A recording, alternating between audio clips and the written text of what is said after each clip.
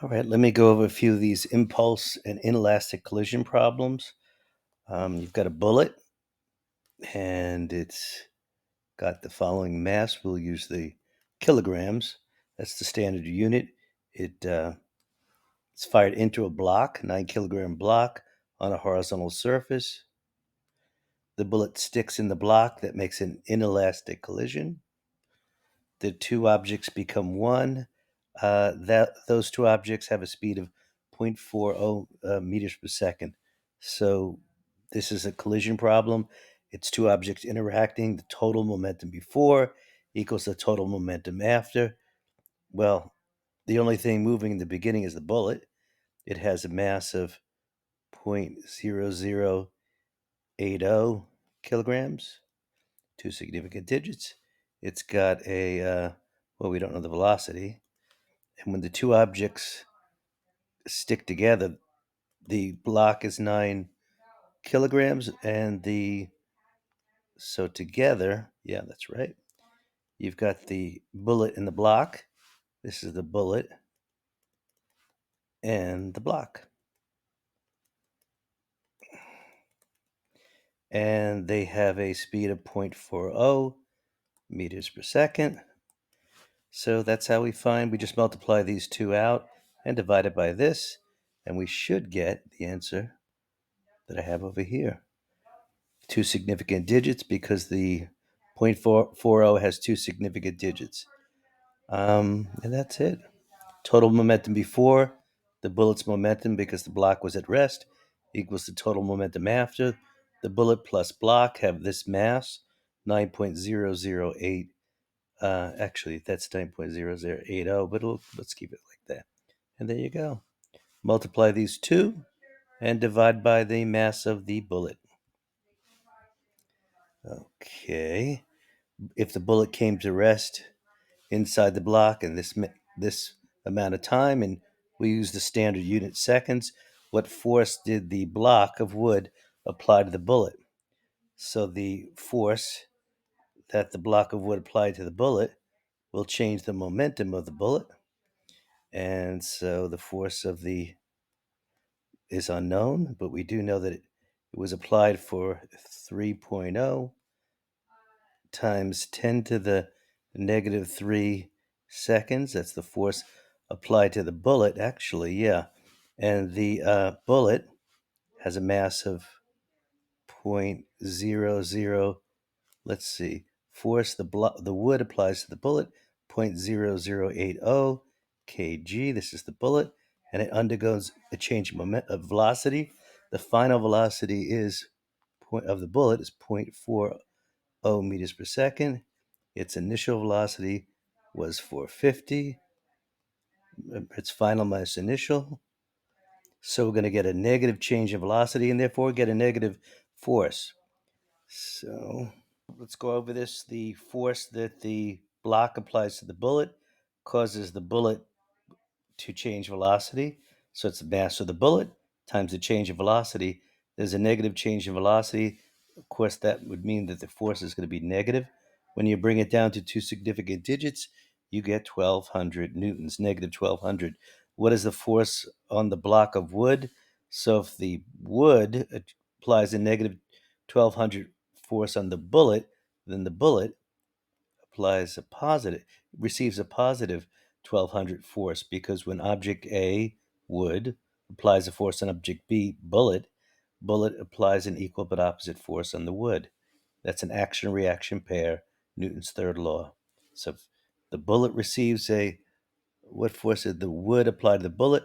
The bullet receives a negative 1,200 force. The wood receives a positive 1,200 force. What is the change in momentum of the system? Boy, this could trip you right up, because what's the change in momentum of the bullet and the block system? Pretty popular AP question. There is no change in the momentum of the bullet block system. The bullet changes momentum, the block changes momentum, but the total momentum before equals the total momentum after. Whenever you ask for the change in momentum of the whole system, say 0. That's a somewhat popular question on an AP. So each individual object changed momentum. the bullet lost momentum, the block gains momentum, but the total momentum of the bullet block system is 0. 2 kilogram mass, it's a brick, moving at this speed. I changed it to 6.0 to make it two significant digits, so you can do that on your sheet. How large of a force? Always write down what you're looking for. To bring the brick to rest, and there's my T. So what do we have here? M.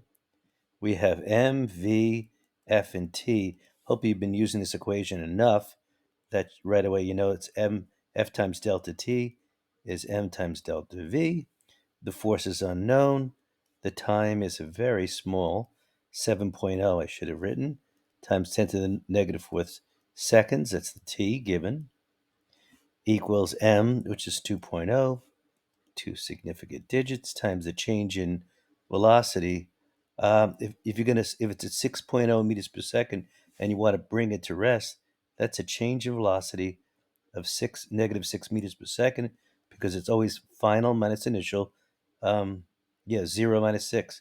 So when you multiply these two and divide it by this, and divide with parentheses because you have significant digits, so you multiply these two, then divide it by parentheses 7.0 times 10 to the negative fourth, bringing it down to two significant digits, you get that.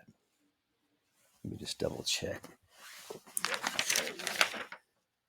Yep. Oh, wait, is that right? Hold on. Yep, that's right. 17. All right. And that's a negative force. Of course, it's opposing the positive motion of 6. Once we call this positive, of course, the force would be negative to stop it. Okay. Let's bring this up. A freight car has a mass. It's got this speed along a straight track, and it strikes a 30,000 kilogram freight train and couples with it. That means it joins and they become a single mass. This is an inelastic collision. What will the speed be after the impact? Total momentum before. It's a conservational momentum problem. So the only thing, let's see, you've got this freight car. It's got a velocity. And it strikes a stationary freight car, so that has no momentum. They join masses when they connect. The two masses together, 30,000 plus 70,000. They have a combined mass of 70 multiplied by, well, there you go. So you multiply these two and divide by 70,000 with two significant digits, you'd get that speed. So no surprise. And you could double check. Obviously, when they combine, it just makes sense that it would be slower. If this is stationary, they couple. The 40 joins with the 30 becomes 70. So multiply these two, divided by 70,000. Two balls of equal mass moving with a speed of 3 meters per second. They collide head on. They have an inelastic collision. That means they stick together. So to equal mass, okay, 3 meters per second. What is the velocity of each? Well, okay, we don't even know the mass, but what is the velocity of each? You weren't told the mass, but here's what you do. You call them m. So this one's in the positive direction. This is in the negative direction because they're headed in opposite direction. So we can see that the total momentum before equals 0, right? 3m plus negative 3m, and they couple together to become 2m with a velocity that we do not know. Now the m's cancel out, which is very nice. So 0 equals 2v. V must equal 0, and they must have stopped. And that makes sense because when they link together, their total momentum after equals 0, so they must have no velocity. They stop. They collide and stop. Let's not worry about that one. Actually, because if it's a perfect elastic collision, there's no energy loss, and they would both bounce off at 3. There'd be no energy loss, and they both. But don't worry about that just yet. 4 50-kilogram girls sitting on a boat. They simultaneously dive horizontally in the same direction. All 4 of them on the same side of the boat. The empty boat has a speed of, so they dive one way and the speed the boat, empty boats, goes back the other way, what's the mass of the boat? So the total momentum. Now this is these girls are at rest. The girls are at rest. The boat's at rest. The total momentum before is 0 equals the total momentum after. Now, so what do you have? You have 4 girls. That's 200, right? 4 girls at 50. That's 200 kilograms. All 3 of them have a. So all 4 girls, if what they have 200, they each have a. What's the mass of the boat? So they have a velocity of 2.5 meters per second. What is the speed of the boat? So the boat, what is the mass of the boat? Called m, and its velocity we're told is 0.1 meters per second. Actually, let's make that 0.10. How about that? So this is 1,000, I think. No, that's not right. That's 5,000, right? 0 equals. Oh, I'm terrible. It's 500. So much for not using a calculator. Equals m. Plus m times 0.10 we'll make instead. And this looks like it's 5,000, right? With 2 significant digits because I changed the 0.1 to 0.10. So what do we say again? All girls, the boat's at rest, the girls at rest before they jump off one side of the boat. So the boat's at rest, the girls at rest. The total momentum before is 0. Then total momentum after has to equal 0. So you've got 4 girls, 4 times 50 is 200. Each one of them with a velocity of 2.5. And the boat goes the other direction, right? They'll dive in one direction, the boat will go in the other direction. Action reaction pair. 200 times 2.5 is 500. M times 0.1.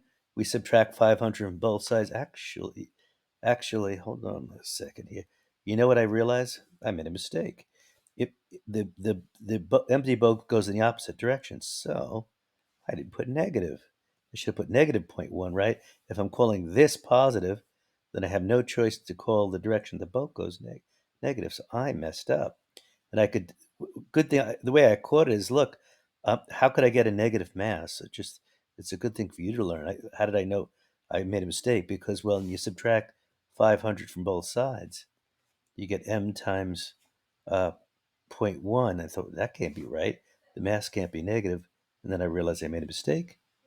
It's m times negative 0.1. Remember, they go in one direction. If I call that positive, I have to call the boat's direction negative. Let's cross out B. 4,000 kilogram truck, that's M, moving east, frictionless intersection, there's your V. A second truck of 8,000 moving north, same direction too, so that's a complication, right? Let's draw a little picture. You've got one going east, the truck, and you've got this collision where this other truck goes north. So that's 4,000, right? 4,000 times 3, m times 3, right? That's 12,000. Let me stop that. That's my TV kicking in. Let me just stop that.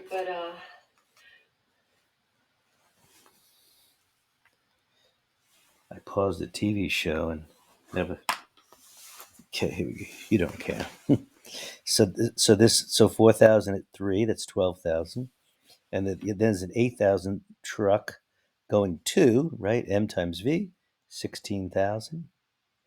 Now, how do I do this here? Well, total momentum before still equals the total momentum after, but we have a 90-degree angle between these two vectors. How do you add up vectors that have a 90-degree angle? It's called the Pythagorean Theorem, isn't it? So the total momentum before is 12,000 kilogram meters per second squared. This is getting a little crowded here. It's the square root of plus 16,000 squared kilogram meters per second. And whatever that radical equals 12. Now that's the total momentum before equals the total momentum after. 4,000, they collide and stick together. 4,000 truck and a 8,000. That's a 12. When they combine to one thing. And with one velocity, which I don't know. So this was kind of messed up. But you see, I use the Pythagorean theorem because my vectors have a 90-degree angle between them. So I take I square each one, take the square root. That equals, let's see, 8,000 plus 4,000, 12,000 times the velocity that I don't know. Let's see. And so you're going to get this. And let's say, what is the speed? Because they said the speed, that's nice. You know what that means? It means I don't have to get the direction, put the direction in there. That's what speed. Had they asked for the velocity, I would have to do tangent, and I'd have to find the direction. But speed is not two places that the energy went. Well, not up to energy, but certainly the sound that they make in the collision and the work. Where did the energy go? When that truck slams into the other truck, it dents the um, metal, and it does work. Now, fact of the matter is, we're gonna do that later. So ignore all that. Forget it. I don't know why I went into it. That's it, girls.